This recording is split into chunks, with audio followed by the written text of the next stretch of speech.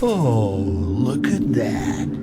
His most precious treasure was his dear departed wifey. He won't be happy to discover that his beloved has gone off with another guy. I've been going through a stealth game kick after playing Splinter Cell Chaos Theory and some of Splinter Cell Conviction again. I still wanted some more sneaky times, so I went back to Styx Master of Shadows. This is an okay stealth game. I don't think it's great by any means because of a couple of issues I have with how it handles its platforming and with a certain enemy type in the game. Platforming in Styx is good for the most part, but he has a tendency to automatically pull himself up onto a ledge when he catches it. This is bad for a stealth game, as it's pretty easy for Styx to expose himself to a guard by climbing up a ledge while the guard is facing it. If you want Styx to remain hanging onto the ledge, you have to keep holding down the jump button as he catches it. This never felt intuitive in my opinion, and I would have preferred it if Styx clung onto ledges by default, and holding down the jump button caused him to automatically climb it. The sequel addresses this issue, and Styx basically just does that now. As for enemies, these blind bugs suck because they're hypersensitive to sound, come in swarms, and you can only kill them from the front. I didn't know this for the longest time, but there's an even quieter form of sneaking than just crouching. If you crouch and hold down shift, Styx will move much slower and quieter than his usual sneak.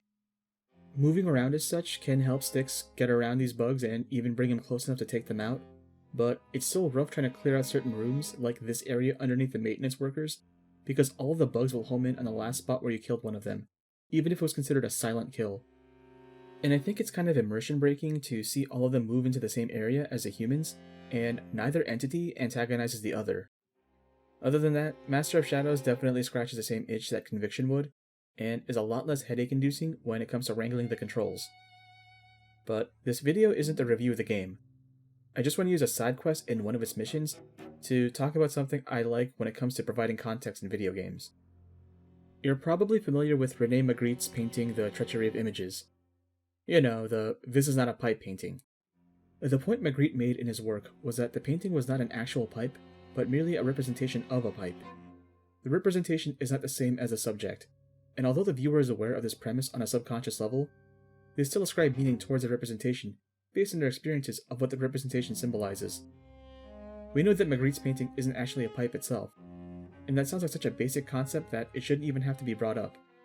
But we still understand that when we see an object shaped as such, based on our experiences, we're still gonna call it a pipe.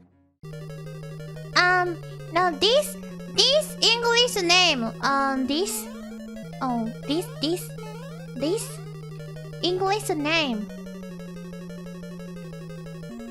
Pipe.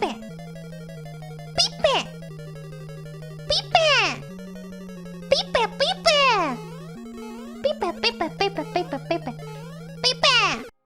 You can see this happen quite easily in video games. Simple objects are imbued meaning simply because the game characterizes them differently from how they would be usually depicted. I think Control sums it up beautifully when Darling talks about one of the first objects of power you can acquire in the game. Just look at it. 8 inches wide and capable of storing a whopping 80 kilobytes. Stolen by our friends at the CIA, the disk held the launch codes to Soviet nukes. This is not the disk, of course, but one exactly like it. A perfect fusion of concepts vibrating in the Cold War era collective unconscious. A receptacle. It is a receptacle for dangerous energies to hone in on, and they did. My favorite mission in Chaos Theory has Sam robbing a Panamanian bank to figure out the paper trail between some hostile parties. When you reach the office of the president of the bank, there's a hidden wall safe you can hack and pick up a gold bar. There's no mission objective tied to this bar, and you can go through the entire mission without ever picking it up. But I always take the time to hack this safe and take this bar, because of the fact that it's a gold bar that I'm stealing from a bank. In my headcanon, Sam takes this without ever bringing it up to his handlers and keeps it as an early retirement fund. Also, I like to use it to bonk Paco. Paco has nothing better to do than fix every stupid little thing that breaks. These objects tie the characters to their settings, and provide insight to the player as to how the character views the world, and how that worldview affects their conduct. In the first God of War, there's a set piece where Kratos has to move a cage containing an Athenian into a sacrificial device in order to progress.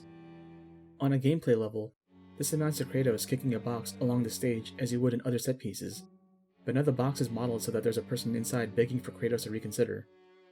This set piece shows how harsh the gods can be in this setting when it comes to demanding sacrifices from mortals, and how little Kratos cares about other people's well-being when it comes to accomplishing his own goals. Oh, thank the gods you've come. Break these bars. Get me out of here. What are you waiting for? Let me out.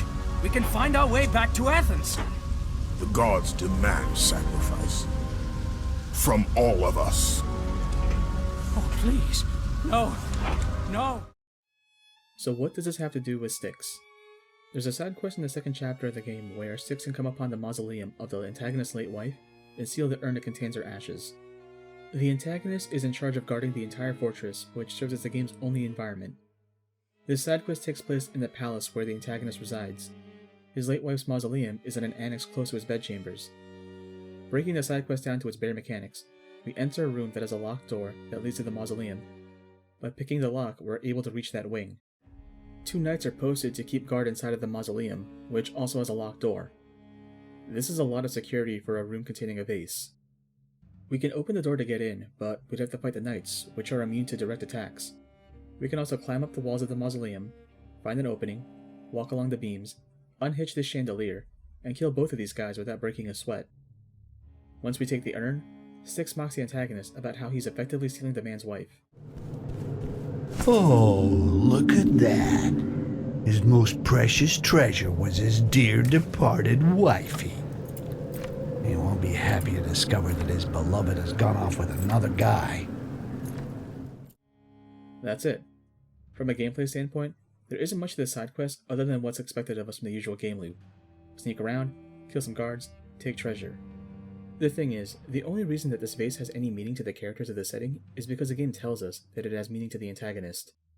This object could be replaced with any other object, and the writing could give it a different description, and although the gameplay would be virtually the same, the context behind these actions could be vastly different.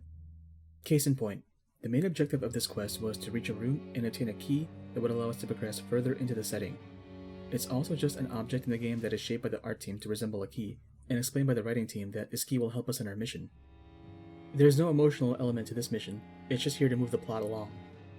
What I like about the side quest in particular is that having the MacGuffin for the side quest be the remains of the antagonist's wife says a lot about the characters in this setting. We can assume that the antagonist is a stuck-up man based on how his palace looks, with all of its tapestries in grand scale, but it still has some positive elements to his character, based on how he treats his late wife's remains. We can also assume that Styx is so petty that he's not above sealing the urn containing the ashes of a woman, just to spite her husband. And the fact that this side quest is optional gives us as the one controlling Styx the ability to determine how petty we want him as a character. We can avoid the objective and carry on with the mission, or we can take the time and indulge in our baser urges, and that gets reflected back to us when Styx starts monologuing. I'm definitely overthinking all of this, but I just love how I can be this petty towards the enemy. Styx is a dick, and it's fun to have moments like this that remind us that we're no angel in this setting. I'd recommend playing Styx Master of Shadows, but be aware that it has severe stuttering issues. It's really frequent and can take you out of the game.